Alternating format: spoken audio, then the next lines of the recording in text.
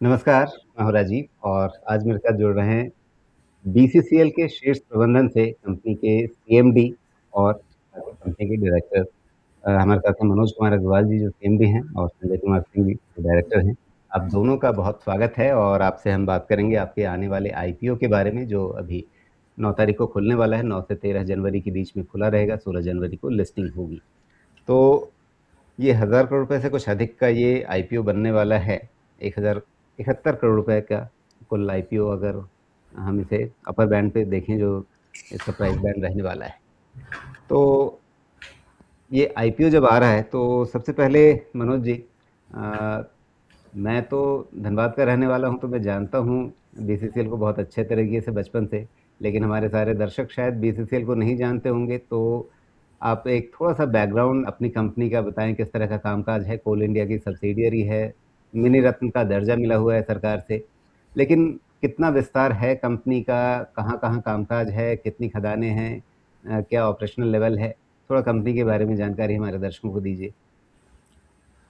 हमारी company BCCL Bharat coking coal limited देश की सबसे पुरानी कंपनी है और इसका उत्पादन अभी 40.5 मिलियन टन ही लास्ट ईयर था। हम टोटल 34 माइंस को ऑपरेट करते हैं, जिसमें कि 25 से हमारी ओपन कास्ट है, 4 अंडरग्राउंड है और 3 हमारी मिक्स्ड माइन है। एक एमडीओ मोड में माइन है और एक अंडरग्राउंड के एमडीओ मोड में है, मिला करके 34 माइन है। आपको मालूम होगा कि जब नेशनलाइजेशन हुआ उस समय बहुत छोटी छोटी माइंस थी। उन सबको बहुत सारे माइंस को एमेलगेट करके अब हम 34 माइंस पर पहुँचे हैं और हमारा जो उत्पादन लेवल अभी अराउंड 40 मिलियन टन ही है। ये आने वाले वर्षों में बल्कि 29-30 में ये 54 मिलियन टन हो। और आम दर्शक के लिए कोकिंग कोल का उत्पादन स्टील इंडस्ट्री के लिए बहुत ज़रूरी है। वो उसका रॉ मटेरियल कोकिंग कोल ही होता है और साथ में वाशरी का भी एक महत्व बहुत ज़्यादा है, क्योंकि स्टील इंडस्ट्री को कोयले में जो एस कंटेंट होता है, जो हमारी स्टील इंडस्ट्री है वो 12 से 13% के करीब में एस परसेंटेज वाले कोयले की डिमांड चाहते हैं और हमारे कोयले में 39 से 40% का एस परसेंटेज होता है, जिसको कि अपनी वाशरीज के थ्रू हमारे पास 5 वाशरी है जिसकी कैपेसिटी एनुअल 13.65 है। यह भी 29-30 तक डबल हो जाएगा, 27-28 मिलियन होगा। तो अपने वाशरीज के थ्रू हम 39-40% वाले एस कंटेंट को 18 से 19% पर लाते हैं, एस परसेंटेज घटाते हैं और साथ ही मेनली हम ऑस्ट्रेलिया आदि से इम्पोर्टेड कोल जो लेते हैं उसका एस परसेंटेज 8 से 9% होता है।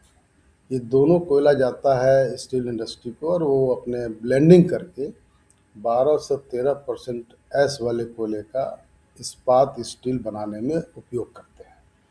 तो उस दृष्टि से अन्य सब्सिडरी के तुलना में हमारा बीसीसीएल जो कि कोकिंग कोल का 58.5% देश का उत्पादन करता है, प्राइम कोकिंग कोल हमारे झरिया में मिलती है।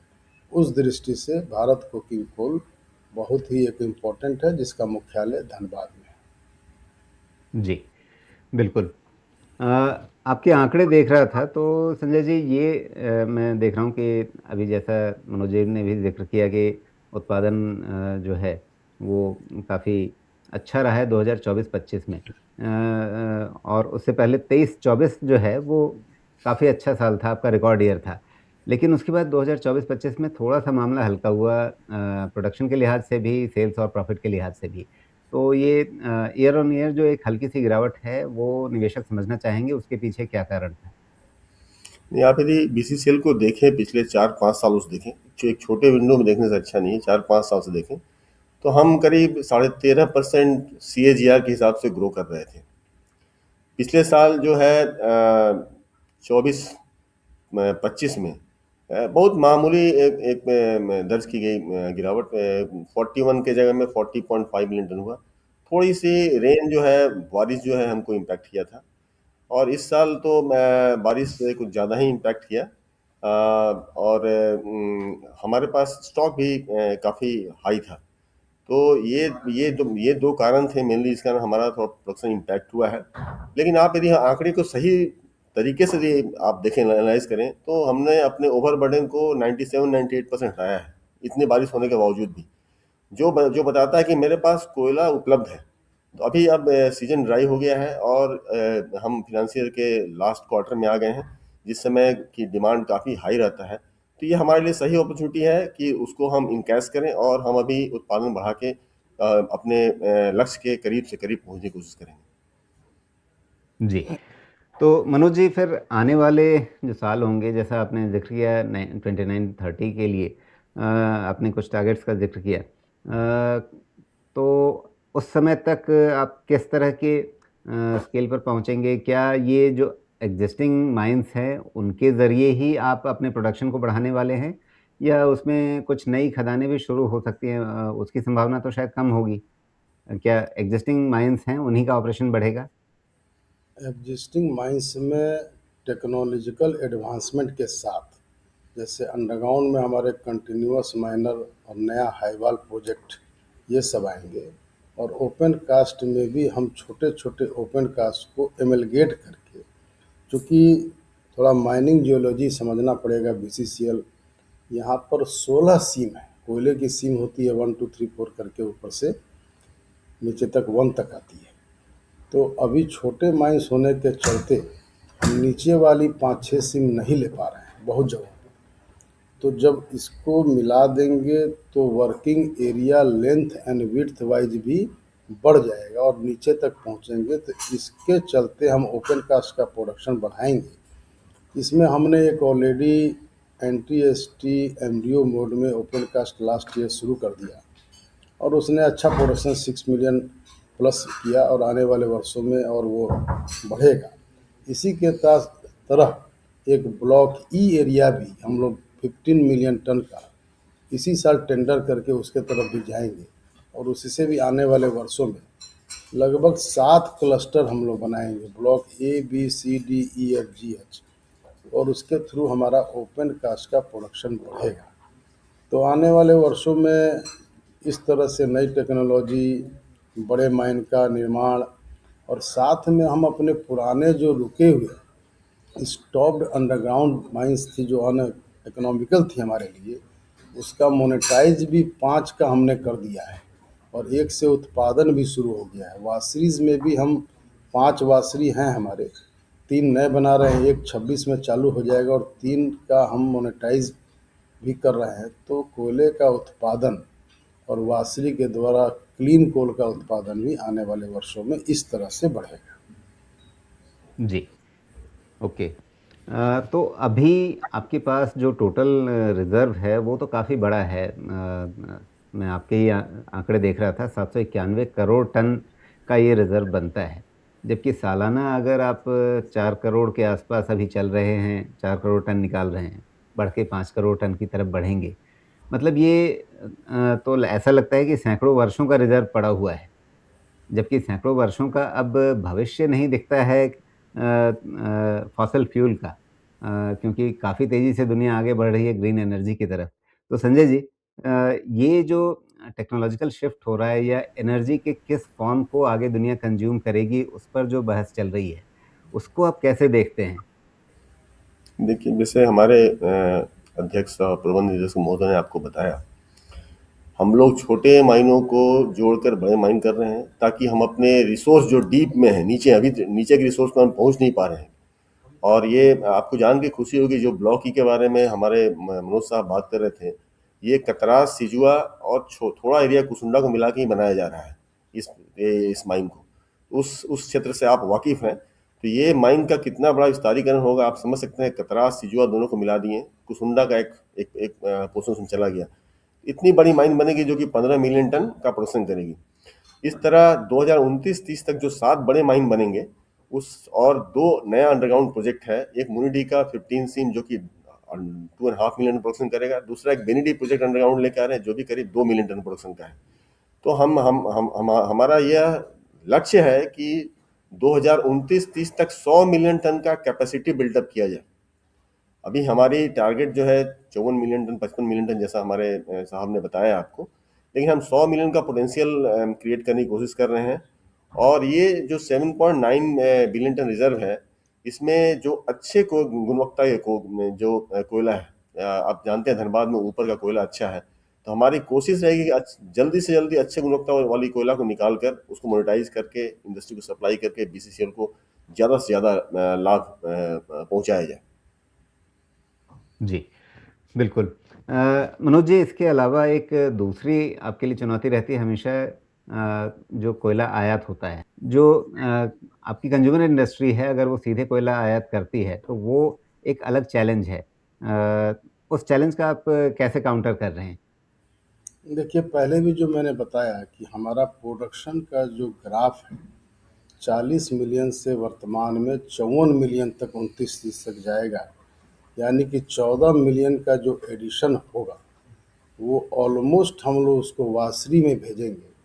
और वासरी से वास्ट क्लीन कोल जो इस्पात स्टील इंडस्ट्री को लगता है, अभी हम लोग मुश्किल से बीसीसीएल के से 2 मिलियन के लगभग में, उससे कुछ कम क्लीन कोल दे पाते हैं स्टील को। 29-30 तक लगभग 10 मिलियन टन हमको क्लीन कोल देने का लक्ष्य है। तो 8 मिलियन का जो जंप मिलेगा, जो कि ब्लेंडिंग में काम आएगा मुख्यतः स्टील इंडस्ट्री को, तो उतना लगभग स्टील का इंपोर्ट कम होने में सहायता मिलेगी।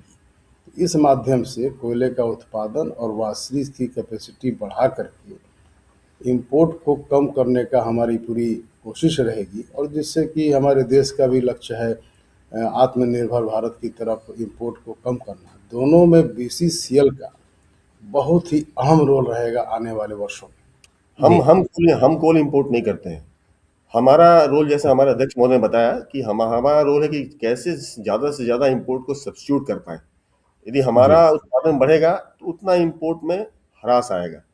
तो इंपोर्ट हमारे जो कस्टमर स्टील के हैं वो डायरेक्ट ही करते हैं, और हमारा कोल को ले जाके ब्लेंड करके उसको उसको इस्तेमाल करते हैं। जो अभी हम लोग, जैसे हमारे अध्यक्ष महोदय ने बताया कि करीब करीब 2 million, 1.7 1.8 million ton last year दिया था। हमारा लक्ष्य है कि इसको 9 से 10 मिलियन टन तक ले जाएं 2030 तक, ताकि ये 8 मिलियन टन फर्दर सब्स्टिट्यूट हो सके। जी, बिल्कुल। लेकिन मनोज जी, वो एक प्रश्न मेरे मन का रह गया कि जो सारी दुनिया फॉसिल फ्यूल से हट के ग्रीन एनर्जी की तरफ बढ़ रही है, इस ट्रांजिशन को बीसीसीएल के सीएमडी के तौर पे आप कैसे देखते हैं? देखिए, हमारा coking coal, Bharat coking coal limited, बार बार बोलूँगा कि नाम में ही है कोकिंग कोल। और जी, अदर जो सब्सिडीज हैं वो मुख्यतः नॉन कोकिंग कोल का उत्पादन करती हैं। World wise non coking coal के उत्पादन और उसके जो उसमें कमी आ रही है, और रिन्यूएबल एनर्जी उसका स्थान ले रहा है। तो हमारे कोकिंग कोल पर तो कोई विशेष खतरा है ही नहीं, क्योंकि जब तक स्टील इंडस्ट्री चलेगी तब तक कोकिंग कोल के उत्पादन का डिमांड बना रहेगा। तो उस सेंस में हमारा उस दृष्टि में कोई विशेष उससे कोई डेंजर खतरा नहीं है। लेकिन हम लोग अपने कोकिंग कोल के उत्पादन के साथ साथ कुछ डाइवर्सिफिकेशन की भी तरफ जा रहे हैं, अपने इंडस्ट्री का विस्तार कर रहे हैं, और आने वाले वर्षों में इसका विस्तार होगा, जिससे कि बहुत सारे स्कोप्स हमारे खुले रहे आय के और देश के लक्ष्य को आगे बढ़ाने में। जैसे आप तो यहाँ जानते ही हैं, झरिया में एक मुनिडी एरिया 1 में हमने सीबीएम के क्षेत्र में काफ़ी 2-3 साल से कार्य कर रहे हैं हम लोग, और लगभग 2 वर्षों में इसका कमर्शियल उत्पादन भी शुरू हो जाएगा। तो कोल बेड मीथेन, ये मीथेन हमको मिलेगा, और उसका यूज़ हम लोग सब जानते ही हैं। और दूसरा उसका फ़ायदा ये है कि जब माइंस नीचे ज़मीन से मीथेन निकलेगा, तो वो माइंस जो अंडरग्राउंड माइंस मीथेन के ही लेवल पर गैसी 1, गैसी 2, गैसी 3 मानी जाती है, खतरा माना जाता है गैस का, तो वो गैस भी निकल जाएगी और उत्पादन में वो अंडरग्राउंड माइंस का भी सुरक्षित योगदान हो सकेगा। तो इस विधि से हमारे कोयले में राजीव जी, मुझे नहीं लगता जी, है कि कोई ज़्यादा इसमें कुछ दिक्कत है। इसका तो डिमांड हमेशा बना रहेगा। राजीव साहब, जी, जी, भारत कुकिंग कोल भी कोयला ही प्रोड्यूस करता है, लेकिन इसको आपको अलग चश्मे से देखना होगा। आपने सही जी, कहा, एनर्जी ट्रांजिशन हो रहा है, नए जो एनर्जी के सोर्स आ रहे हैं, तो फॉसिल फ्यूल का की ज़रूरत कम होगी। लेकिन हमारा एक देश जो है अभी विकास की ओर अग्रसर है, और हमारे प्रधानमंत्री का लक्ष्य है कि अगले 5 सालों में स्टील का उत्पादन दुगना किया जाए। तो अभी 150 से 300 मिलियन टन में जा रहे हैं। और जब एक एक जगह पे आप पहुंचेंगे, जैसे आप देखिए यदि जो डेवलप कंट्री है वहाँ पे 400 से 500 केजी स्टील का कंजम्पशन पर हेड है, पर कैपिटा है। हमारे यहाँ 80 से 90 केजी है। तो जब तक आप उस लेवल पर नहीं पहुंचेंगे तो आपको रिसाइकिल करने के लिए स्टील आपको मिलेगी नहीं। तो आपको स्टील को बनाने के लिए जो अभी एस्टैब्लिश रूट है, बृहद पैमाने बनाने के लिए ब्लास्ट फर्नेस यूज करना पड़ेगा। उस लेवल तक जाने तक ब्लास्ट फर्नेस की जरूरत है, और ब्लास्ट फर्नेस की जब जरूरत है तो हमारे कुकिंग कोल की जरूरत है। तो उस समय हमारे बीसीएल का रोल बहुत महत्वपूर्ण है उसमें। तो हम देखते हैं जी, कि हमारा जो है बीसीएल चलता रहेगा काफी दिनों तक। जी, बिल्कुल। और मनोज जी, वापस आपके आईपीओ के स्ट्रक्चर पर आते हैं। ये 100% ओएफएस है, यानी ऑफर फॉर सेल, जिसमें जो भी पूरा 1071 करोड़ रुपए का ये आईपीओ होगा, इसमें ये पूरी राशि जो है वो आपकी पेरेंट कंपनी जो है कोल इंडिया, उसके पास ये पैसा जाएगा। तो क्या आप इतनी सारी विस्तार योजनाएँ कर रहे हैं, आपने अभी उस सबका खाका बताया कि आप प्रोडक्शन कैपेसिटी बढ़ाने वाले हैं, डाइवर्सिफ़िकेशन की तरफ जाने वाले हैं। क्या आपको फंड्स की ज़रूरत नहीं है, या वो फंड्स जो चाहिए उस डाइवर्सिफ़िकेशन के लिए, एक्सपेंशन के लिए, वो आप अपने इंटरनल एक्रूवल्स से, अपने आंतरिक स्रोतों से वो आप पैसा जुटा सकते हैं, ये भरोसा है? देखिए, हम लोग की होल्डिंग कंपनी कोल इंडिया लिमिटेड है। हमारा विस्तार मतलब कोल इंडिया का विस्तार, कोल इंडिया का विस्तार मतलब हमारा विस्तार।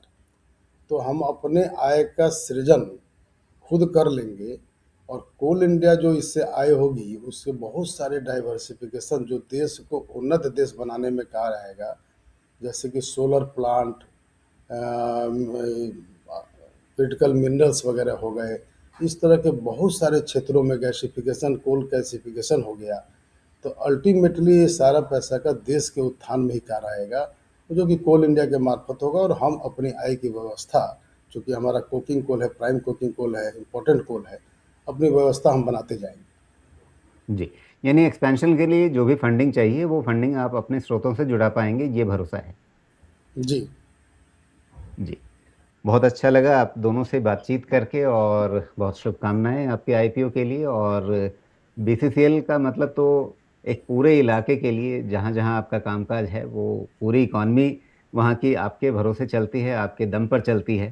तो बहुत शुभकामनाएँ इस बातचीत के लिए। आशा करते हैं आपसे फिर बातचीत होगी, क्योंकि अब आप लिस्टेड स्पेस में हैं, तो आप हर तिमाही में अपनी रिपोर्ट्स लेकर के आएँगे, उस समय उन रिपोर्ट्स पर बातचीत आपसे फिर करने का मौका मिलेगा। धन्यवाद। धन्यवाद। धन्यवाद।